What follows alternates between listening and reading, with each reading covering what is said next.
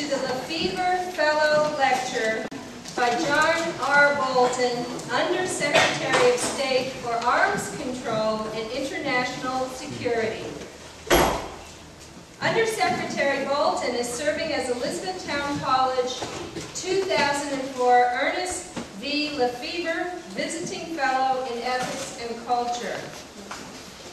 This Visiting Fellow in Ethics and Culture at Elizabethtown College was established to honor Ernest W. Lefevre, an alumnus of the class of 1942 and the founder of the Ethics and Public Policy Center in Washington, D.C.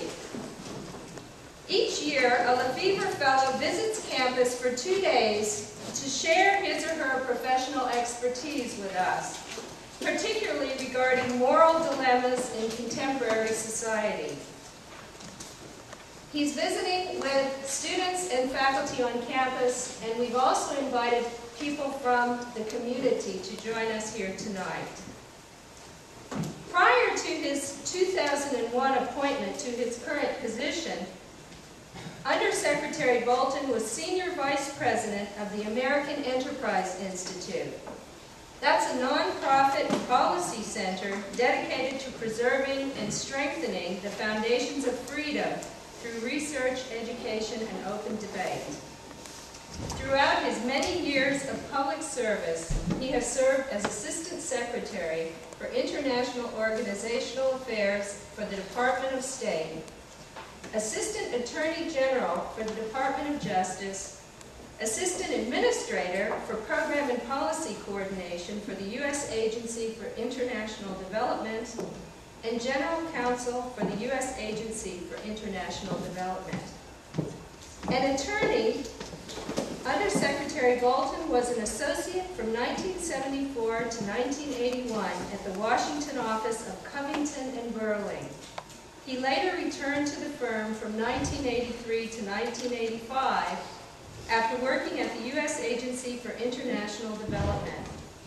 From 1993 through 1999, he was a partner in the law firm of Lerner, Reed, Bolton, and McManus.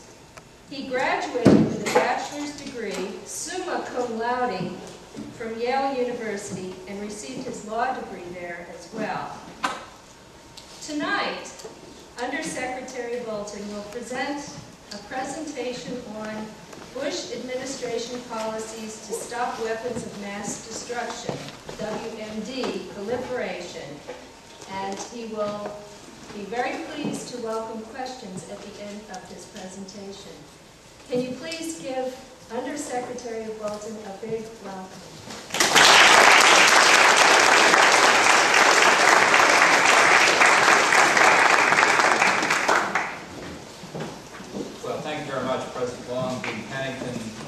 Faculty members, students, others, it's a pleasure to be here tonight and talk about a subject of considerable importance, one that was discussed in the first presidential debate a few weeks ago, where both President Bush and Senator Kerry identified proliferation as the most important security challenge that we face.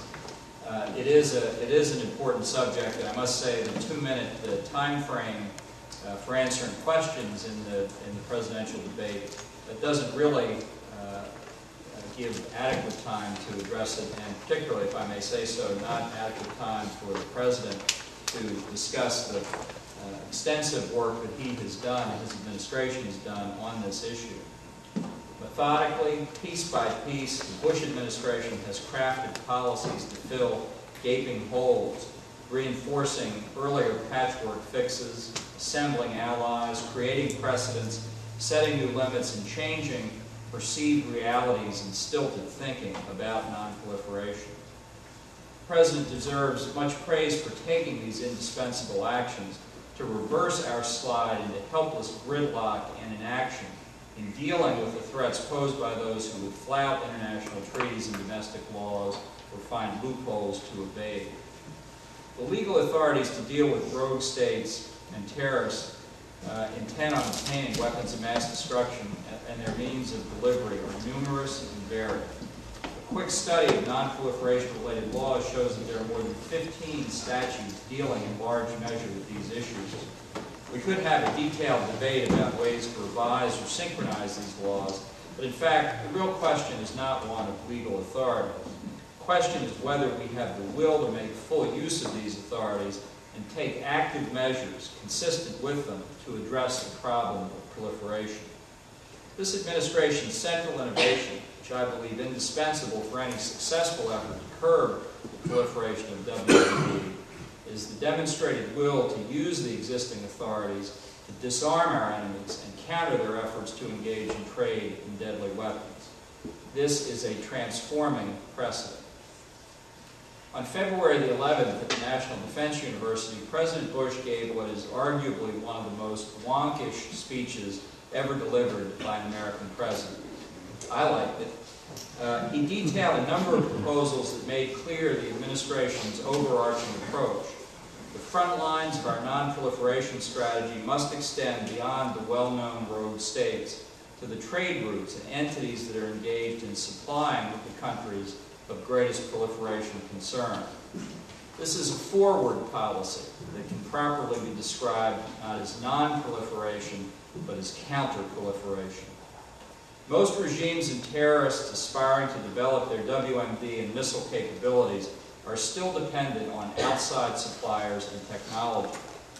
To thwart their ability to purchase the technology required to advance these programs, we are employing a number of tools: helping other states enforce export controls, sanctioning companies dealing in this deadly trade, redirecting scientists and others with the intellectual capacity to develop WMD and missile programs, and interdicting WMD-related shipments before they get to their final destination.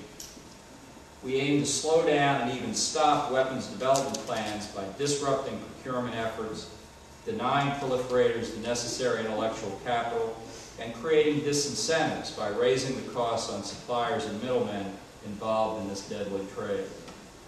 Over the past decade, proliferators have employed increasingly sophisticated and aggressive measures to obtain WMD or missile-related materials. Recent events such as the unraveling of the AQ-Con network and the elimination of the Libyan WMD program brought to public light unseen dangers that existed under the noses of governments around the world. Proliferators rely heavily on the use of front companies and illicit arms brokers in their quest for arms, equipment, sensitive technology, and dual-use goods for their WMD programs. These firms are expert at concealing the intended destination of an item and in making an illicit export appear legitimate, in essence, hiding the export in the open. Proliferators take other measures to circumvent national export controls, such as falsifying documentation, providing false information about the actual end use of items, and trading through countries with the least sophisticated laws and enforcement capabilities.